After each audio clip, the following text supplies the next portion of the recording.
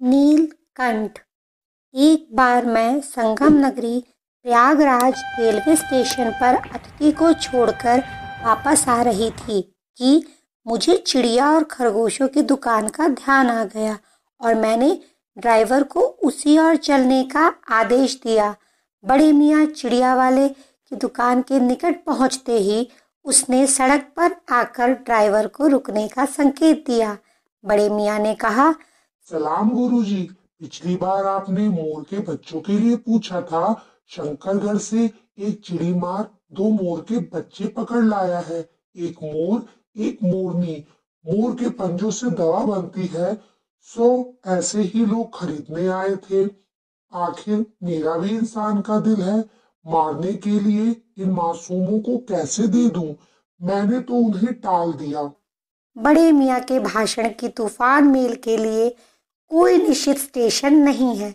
बड़े मियाँ ने मुझे मोर के बच्चों का पिंजरा दिखाया। पिंजरे में तीतरों के समान 2 छोटे छोटे बच्चे बैठे थे। बड़े मियाँ की भाषण मेल चलती जा रही थी। इमाम कसम गुरुजी, चिड़ी मार ने इस मोर के जोड़े की 30 रुपए लिए हैं। अब आप जो मुनासिब समझे दे दे। 30 चिड़ी मार के नाम के और 5 बड़े मियाँ को इनाम के देकर मैं वह पिंजरा लेकर घर आ गई। घर पहुंचने पर सब कहने लगे, तीतर है, मोर कहकर ठग लिया है। अप्रसन्न होकर मैंने कहा, मोर के क्या सुरखाब के पर लगे हैं, है तो आखिर पक्षी ही। पहले मैंने अपने पढ़ने लिखने के कमरे में उनका पिंजरा रख दिया। 2 कटोरे में सत्तू की गोलियां और पानी रखा। 2-4 दिन इधर उधर गुप्तवास करते और रात में गद्दी की टोकरी में प्रकट होते रहते। खिड़कियों में जाली लगी थी और दरवाजा हमेशा बंद रहता था। खुला रहने पर चित्रा यानी बिल्ली इन परिचित पक्षियों का पता लगा सकती थी। मैंने बाद में बड़ी कठिनाई से दोनों पक्षियों को पकड़कर जाली के बड़े घर में पहुंचाया, जो मेरे जीव जंतुओं का सामान्य निवास है। मोर के बच्चों के यहाँ पहुँचते ही हलचल सी मच गई। कबूतर, खरगोश और कुत्ते कौतूहल से भरकर उन्हें देखने लगे। उन्होंने उन मेहमानों का स्वागत वैसे ही किया जैसे परिवार में किसी नववधू का स्वागत होता है। धीरे धीरे मोर के बच्चे बड़े होने लगे। मोर के सिर में कलगी बड़ी घनी और चमकीली हो गई। तेज और गोल आंखों में नीली आभा चमकने लगी। नीली गर्दन, लंबी पूंछ और पंखों में इंद्रधनुषी रंग झलकने लगा। मोरनी का विकास तो उसकी तरह चमत्कारिक नहीं हुआ। लंबी गर्दन, चंचल कलगी और पंखों की श्याम श्वेत पत्र लेखा उसे मोर की उपयुक्त संगनी प्रमाणित कर रही थी।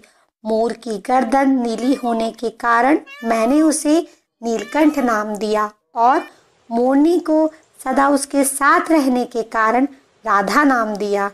मुझे पता ही नहीं चला कि अपने स्वभाव और संस्कारवश मोर ने स्वयं को अन्य सभी जीवों का सेनापति कब नियुक्त कर लिया। वह सबको लेकर सुबह ही उस स्थान पर पहुंच जाता जहां दाना बिखेरा जाता था। वह घूम घूम कर सबकी रखवाली करता और अगर किसी ने गड़बड़ की तो उसे दंड भी देता था।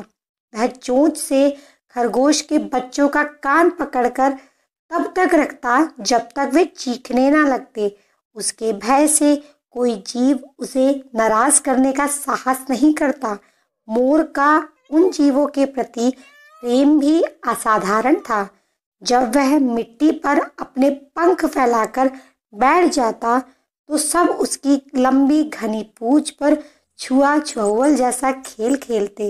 एक दिन ना जाने कैसे एक सांप ने जाली के अंदर पहुंचकर एक शिशु खरगोश को मुंह में दबा लिया। खरगोश की ची ची को दूर झूले पर सो रहे नीलकंठ ने सुना। वह झटके से नीचे पहुंच गया और चोंच से मार मार कर सांप को अधमरा कर दिया। खरगोश का बच्चा उसकी पकड़ से तो छूट गया पर वहीं बेसुध पड़ा रहा। इस बीच राधा ने अपनी मंद केका से सबको इस असामान्य घटना से अवगत करा दिया था। वहां सबके पहुंचने तक नीलकंठ सांप के टुकड़े कर चुका था। रात भर वह घायल खरगोश के बच्चे को अपने पंखों के नीचे रखे उष्णता देता रहा। मोर एक कलाप्रिय वीर पक्षी है, परंतु हिंसक नहीं है। वसंत आगमन पर मेघों की सांवली छाया में अपने इंद्रधनुषी पंख फैलाकर नीलकंठ एक सहजात लयताल में नाचता रहता। राधा उसके समान तो नृत्य नहीं कर पाती थी, परंतु उसकी गतिविधियों में भी एक पूरक ताल परिचय मिलता था।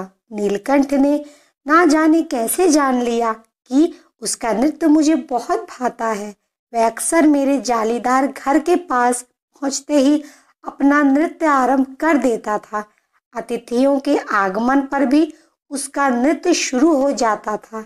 अनेक विदेशी महिलाओं ने तो उसकी मुद्राओं को अपने प्रति व्यक्त सम्मान समझकर उसे परफेक्ट जेंटलमैन की उपाधि दे दी थी। एक दिन किसी कार्यवश मैं बड़े मियाँ की दुकान के सामने से गुजरी तो उन्होंने फिर से गाड़ी रोक दी। उनके पास एक मोरनी थी जिसके पंजे टूटे हुए थे। यह चिड़ी मार की हरकत थी। मैंने 7 रुपए में उसे खरीद लिया। पंजों की मरहम पट्टी करने पर 1 महीने में वह ठीक तो हो गई और डगमगाते हुए चलने लगी। उसे जाली घर में पहुंचा दिया गया और उसका नाम रखा गया कुब्जा।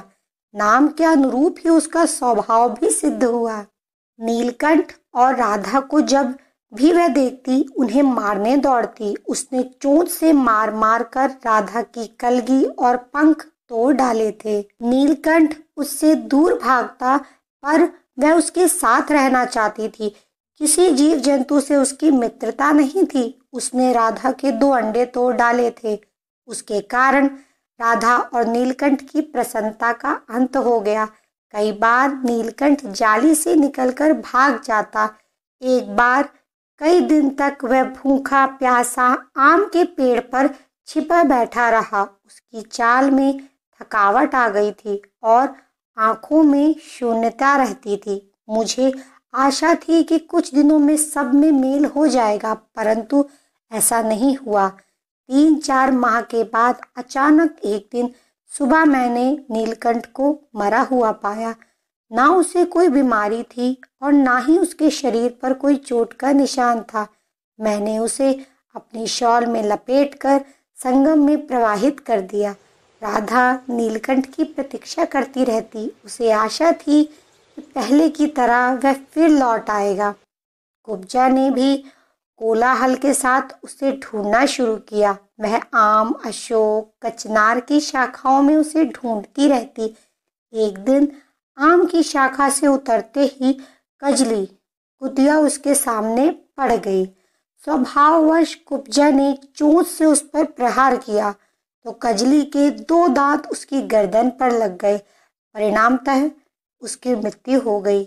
इन तीनों पक्षियों की विभिन्न प्रकृति मेरे लिए विशेष महत्व रखती थी। राधा सदा नीलकंठ के इंतजार में रहती थी। आषाढ़ में मेघों के छाते ही मैं ऊंची आवाज में केका कर नीलकंठ को पुकारने लगती। नीलकंठ उसकी यादों में सदैव उसके साथ रहा। Thanks for watching. I hope ये वीडियो आप सभी को पसंद आएगी। यदि अभी तक आपने हमारे चैनल को सब्सक्राइब नहीं किया तो कृपया हमारे चैनल को सब्सक्राइब करें और हमारे चैनल के साथ बने रहें। वीडियो देखने के लिए बहुत बहुत धन्यवाद।